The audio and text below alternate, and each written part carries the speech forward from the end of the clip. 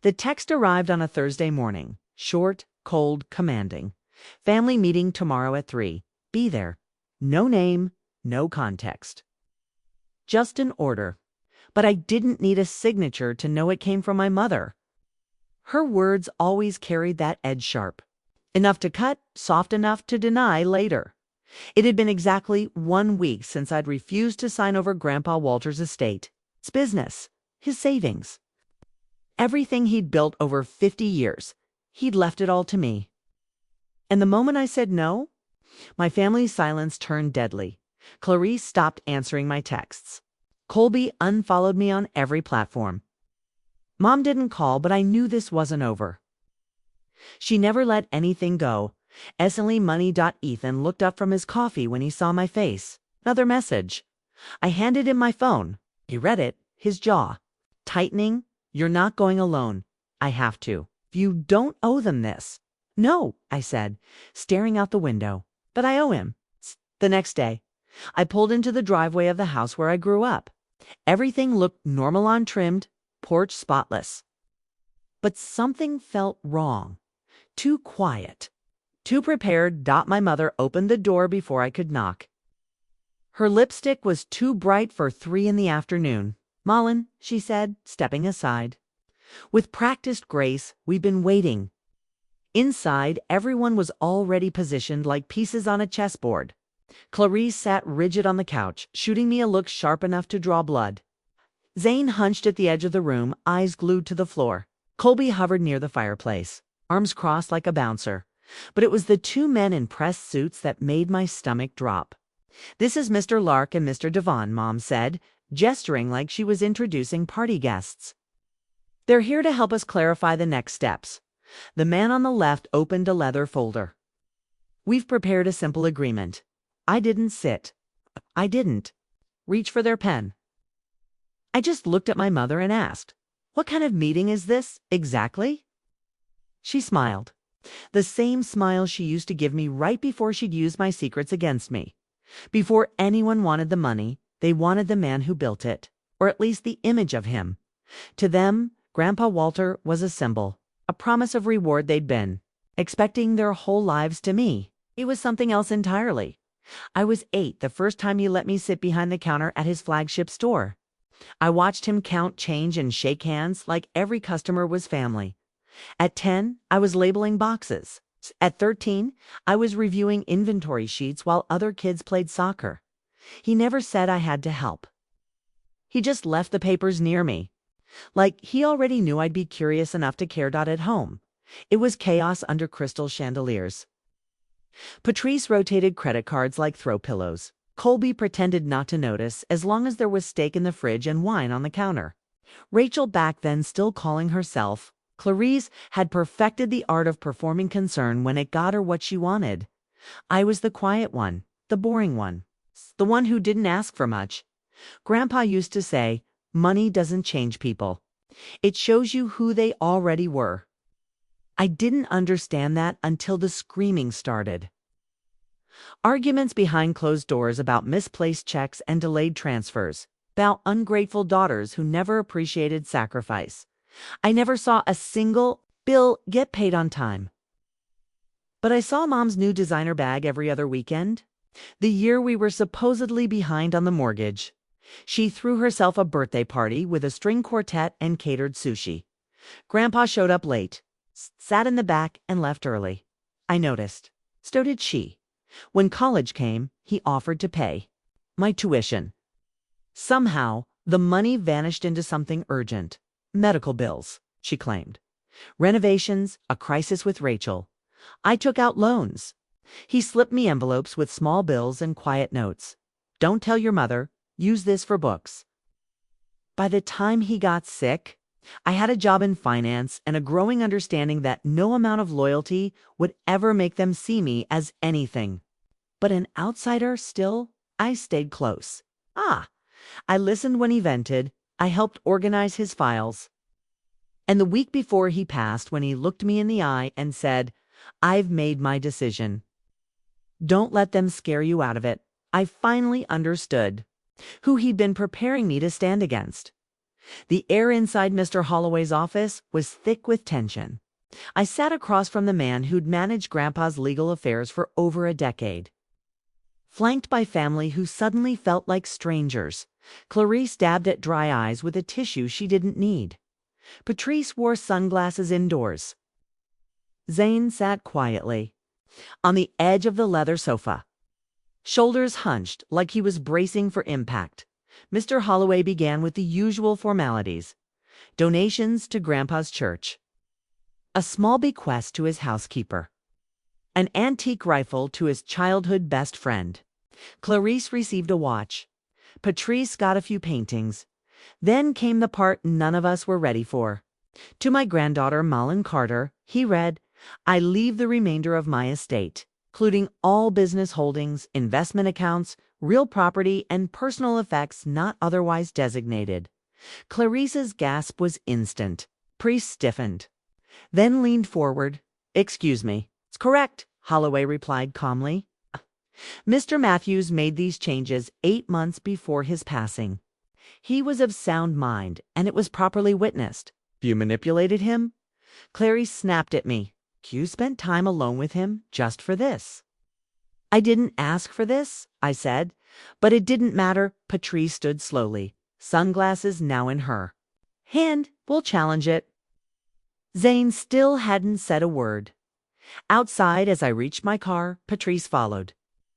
"This doesn't have to be ugly," she said softly, switching from fury to sweetness in seconds.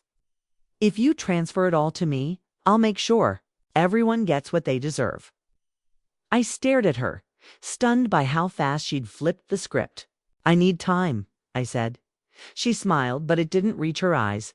"Just remember, he was my father, not yours to keep." I turned the key in the ignition, trying to remember if she'd ever used the word please. It started with a voicemail from Colby. "No, this isn't what your grandfather would have wanted," he said.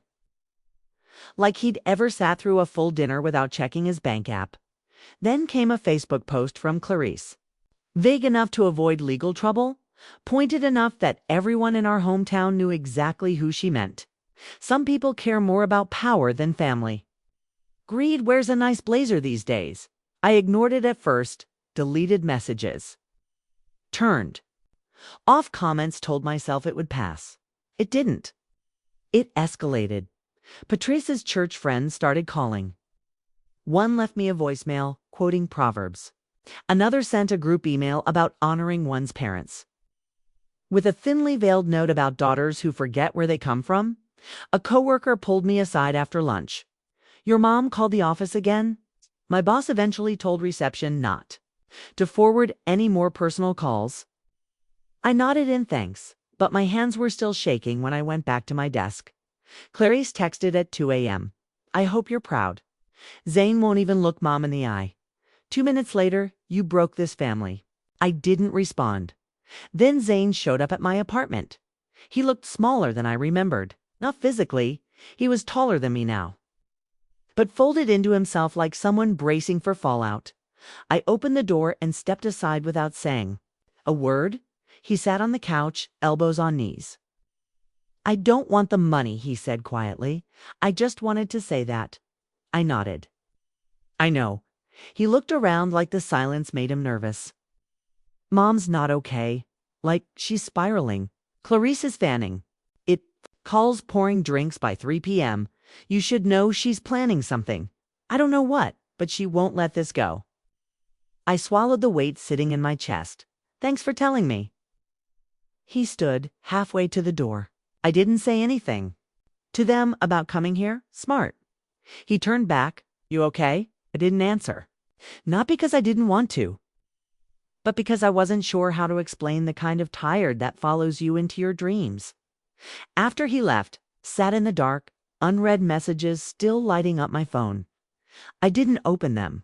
I just stared at the screen and wondered if silence was starting to cost me more than speaking ever would. The call came just after midnight. I almost didn't answer when I saw Craig's name, but curiosity got the better of me. His voice was slurred before he even said, "Hello. You think you're better than us," he muttered. Background noise of a TV too loud behind him. Little Miss MBA with her inheritance. Craig, it's late. You think we didn't see this coming? He cut in. You think we didn't have plans? My throat tightened. What plans? He laughed, sharp and bitter. The Naples house, for starters. Deposit's been down since April. Call's been dreaming about that beach view for years. April? I asked, stunned. Grandpa didn't even die until June. Exactly, he snapped, like I was the slow one. The man was on borrowed time. We just got a little ahead of the curve. I didn't speak. I couldn't. My hands were ice cold. You're not family anymore, he added, voice hardening.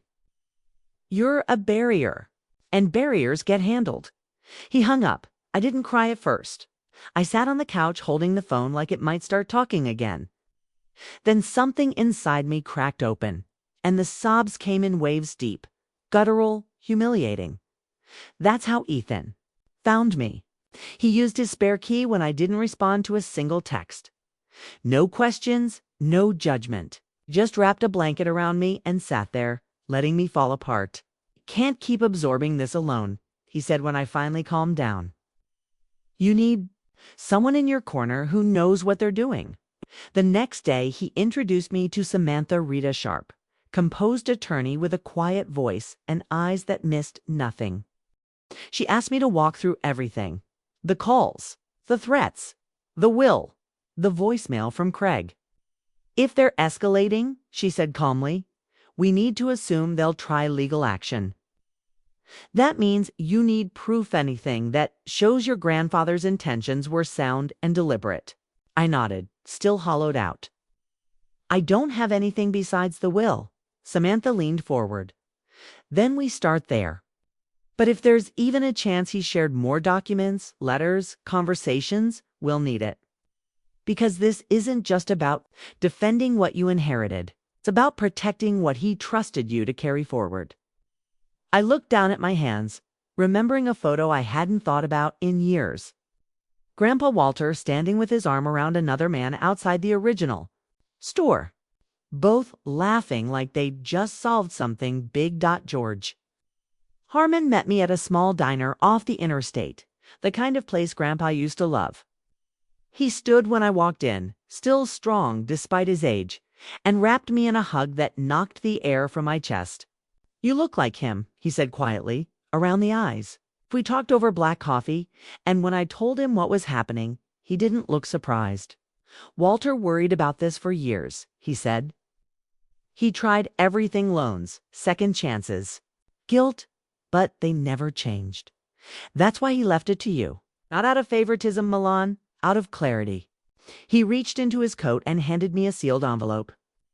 My name was written in Grandpa's careful, blocky handwriting. He gave this to me months before he passed. Told me to deliver it if things got ugly. Back at my apartment, I opened it with shaking hands. Inside was a letter 3 pages written in blue ink. He wrote about the years he'd spent watching the family fall apart financially. The excuses, the lies, the damage. He wrote about me, about how I'd shown restraint, work ethic, and loyalty without expecting rewards. He ended with a single line that hit me harder than anything else. You are the only one I trust, not to spend what I built, but to protect it. I cried reading it. Then I pulled down the metal lockbox Grandpa had once given me for important papers. I'd never thought much of it before. Inside, tucked between insurance forms and old deeds, was a leather-bound journal, every loan, every gift, every broken promise. Dates, amounts, notes in his handwriting said it was for Clarice's medical bill. Spotted her at the casino 2 days later. I scanned the pages, then picked up my phone and called Samantha. The living room was already full when I arrived. Clarice sat stiff on the couch, Colby paced. Zane stood in the corner with his arms folded tight across his chest. 2 men I didn't recognize stood near the fireplace with folders in hand. My mother greeted me with a kind of smile that always meant danger. These gentlemen are here to help formalize a redistribution of the estate, she said sweetly. To keep things civil. They presented it like a compromise. 20% for me. The rest shared among the family. I didn't touch the pen they offered. Instead, I reached into my bag and laid down my own set of documents. Receipts, emails, the letter from Grandpa, a copy of the will, and a USB with Craig's drunken voicemail. I read aloud from Grandpa's journal, quoting line after line he'd written. With weary honesty, Patrice shifted in her seat. Clarice flushed and looked away. "And this," I said last, "is a recording of Craig admitting you were already spending the money before Grandpa passed, including a deposit on a house in Naples." Colby swore under his breath. The room turned deadly still. Then Zane stood. "She's telling the truth," he said, voice steady. "I've seen Mom spiral. I've seen how she talks when she thinks no one's listening. I'm done pretending this is about fairness." Clarice started to protest, but Zane shook his head. "You've all lied. For years. She's the only one who never took anything." I looked at him, stunned. He nodded once, like he meant it. My mother opened her mouth, but Samantha walked in from the hallway before she could speak. "I'm Ms. Carter's legal counsel," she said clearly. "And I advise everyone here to reconsider their next move carefully." Turned back to the table and pushed the unsigned papers across it. Zane moved in the following week. With one duffel bag and a silence I didn't press. We didn't talk much the first few days, but he unloaded boxes at the hardware office without being asked and listened carefully during meetings with Grandpa's old managers. When I handed him a set of keys to the store, he just nodded and pocketed them like it was always meant to happen. We updated the business model slowly, kept the bones, modernized the rest. I watched Zane light up as he learned the inventory system, quoting something Grandpa once said about knowing your bolts, like your books. He didn't call it healing, but that's what it felt like. Rachel reached out a month later. Not for money, just coffee. She apologized, said she'd believed our mother's version of things too, easily. I didn't forgive her outright. I didn't shut her out either. Some bridges are worth repairing, even if you walk across them slowly. With Samantha's help, I set up a foundation in Grandpa's name. Grants for young tradespeople with no safety net, the kind of thing he would have loved for the first time since he died. The weight of the inheritance felt less like a burden and more like a blueprint. The message came late at night. Just one word: truce. I stared at it for a long time before replying. We met at a small cafe near the outskirts of town. She looked thinner, older, like the storm had finally slowed her down. Craig was gone. She mentioned casually, like she was still learning how to say it out loud. Therapy too. A few sessions in, no grand apology, no rehashing of the will, just fragments of honesty cautiously laid on the table. I didn't know how to stop, she admitted, eyes fixed on her coffee. I thought if I lost control, I'd disappear. I didn't argue. I didn't comfort. I just listened. For once, it didn't feel like surrendering to her story.